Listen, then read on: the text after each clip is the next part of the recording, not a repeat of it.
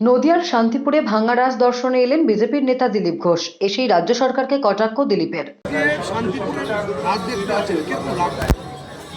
সুন্দর পরিবেশ, উৎসাহ, ধার্মিক পরিবেশ একটা। পশ্চিমবাংলায় বিভিন্ন শহরেতে এক একটা উৎসব ব্যাপক আকারে হয়। জগদ্ধাত্রী পুজোর বিসর্জন আমি ছিলাম চন্দননগরে, বিরাট ব্যাপক। কালকে ভৈরব পুজো ছিল বহরমপুরেও ব্যাপক। আজকে কার্তিক লড়াই হওয়ার কথা ছিল বেলডাঙ্গাতে, কিছু দুষ্কৃতকারী গণ্ডগোল করেছে, 144 ধারা জারি করেছে পুলিশ, হিন্দুদের উৎসব করতে দিচ্ছে না। এখানে রাসের যে এই যে শোভাযাত্রা বহু বছর ধরে ঐতিহ্যশালী, সেখানে আসার চেষ্টা সবাই করে বহু দূর থেকে। আমার আসার সৌভাগ্য হয়েছে, সব কর্মীদের সঙ্গে বন্ধুদের সঙ্গে দেখাও হচ্ছে। এটা বিরাট উত্তেজনা আর একটা উন্মাদনার পরিবেশ। দিল্লিতে কসবার গুলিকাণ্ডের নেপথ্যে সেই হাঙরের কাহিনী, সরকারি জমি দখল করতে চাইছে এলাকার দুষ্কৃতীরা, এমনই দাবি করছে কাউন্সিলর সুশান্ত।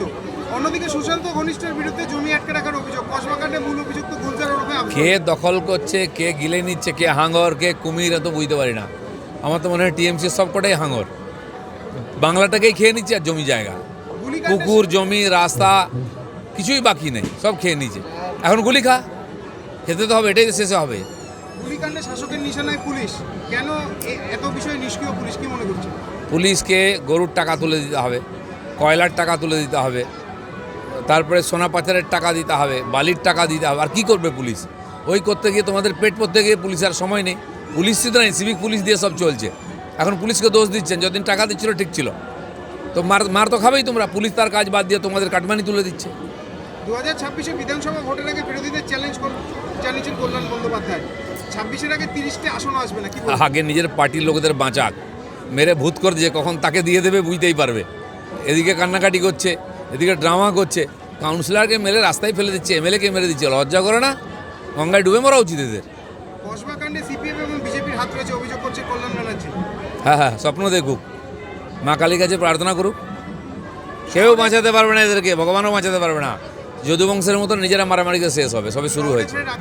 মুখ্যমন্ত্রী মমতা বন্দ্যোপাধ্যায় প্রশংসা করতে গিয়ে শওকত মোল্লা বলেন, স্বাধীনতার পর আপনারা কখনো দেখেছেন যে আমাদের ঘরের ছেলেরা সিভিক পুলিশে কাজ করছে বা ভিলেজ পুলিশ হয়েছে, কোনো পরীক্ষা না দিয়ে? কি প্রতিক্রিয়া দেবেন? ওদের বাংলার বাইরে যায় না, বাংলার বাইরের রাজ্যগুলোতে যাক। বেয়ারার, পিয়ন, ঝাড়ুদার, সুইপার সব বাঙালি ছেলে। যত বড় বড় হোটেল, আমি 1-1.5 বছরের মধ্যে সারা দেশে ঘুরেছি। হোটেলে গেলে যে আমাকে জল দেবে প্রথম, সে বাঙালি ছেলে। যে প্লেট দেবে সে বাঙালি ছেলে। যে টেবিলটা মুছবে সে বাঙালি ছেলে। ও তো থাকে ভাঙড়ে, বুঝবে কি করে, ডাকাতি করে খায়।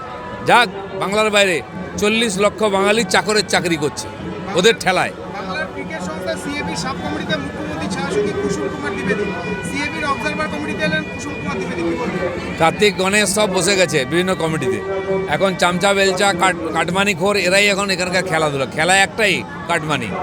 অতএব ওরাই বসবে। শেষ প্রশ্ন করবো দিলীপের সাথে, গিয়াসুদ্দিনের নাম ফলকে লাগানো গাড়ি দুর্ঘটনার কবলে এবং শিবপুরে মৃত 2 গাড়ি আমার নয়, এমনটাই জানাচ্ছেন তিনি, তৃণমূল বিধায়ক। তাহলে বিধায়কের নাম ফলক লেখা গাড়ি ব্যবহার করা হচ্ছিল কেন?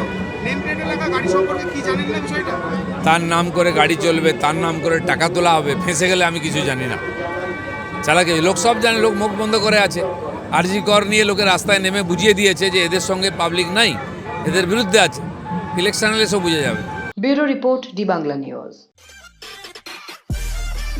সব খবর সবার আগে পেতে আমাদের চ্যানেলটি সাবস্ক্রাইব করুন এবং পাশে থাকা বেল আইকনটিতে ক্লিক করুন। লাইক ও শেয়ার করুন।